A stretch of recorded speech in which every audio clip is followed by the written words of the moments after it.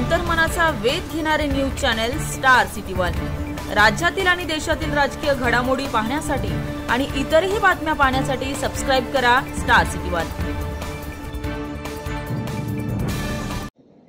शिवसेनेचे ज्येष्ठ नेते रामदासभाई कदम यांनी काल शिवसेनेच्या वर्धापन दिन मेळाव्याच्या दिवशी आक्षेपार्ह अशा पद्धतीची वक्तव्य केली। अजितदादांचा महायुतीमध्ये प्रवेश आणखी जरा उशिरा झाला असता तर बरं झालं असतं असं म्हटलं।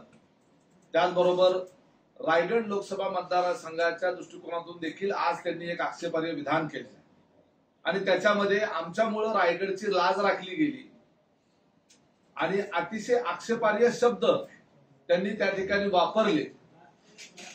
ते शब्द मी उच्चारणार नाही, परंतु महायुतीमध्ये येणाऱ्या विधानसभेच्या दृष्टिकोनातून चांगल्या पद्धतीचा समन्वय राहावा आणि एकोप्यानं या निवडणुकीला सामोरं जात असताना तिघांची भूमिका एक सूत्र पद्धतीची असावी अशा पद्धतीची जबाबदार नेत्यांकडून अपेक्षा असताना अत्यंत बेजबाबदार पद्धतीनं प्रदेशाध्यक्ष आमचे तटकरे साहेबांच्या बाबतीमध्ये रामदासभाई कदम वक्तव्य करतात।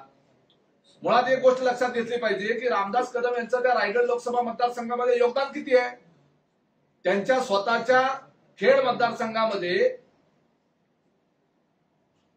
60,000 मतांनी लोकसभेला तटकरे साहेबांना मतं कमी मिळाली आहेत, ज्या ठिकाणी त्यांचा मुलगा त्या ठिकाणी आमदार विधानसभेचा सदस्य आहे।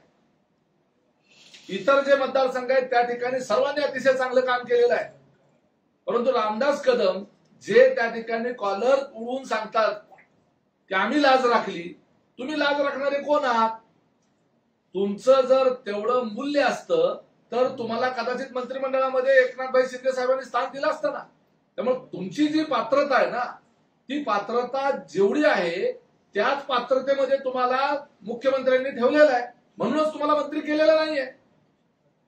आणि तुमच्या अशा वक्तव्यामुळे विनाकारण महायुतीमध्ये संभ्रम असेल, संशय असेल, कार्यकर्ते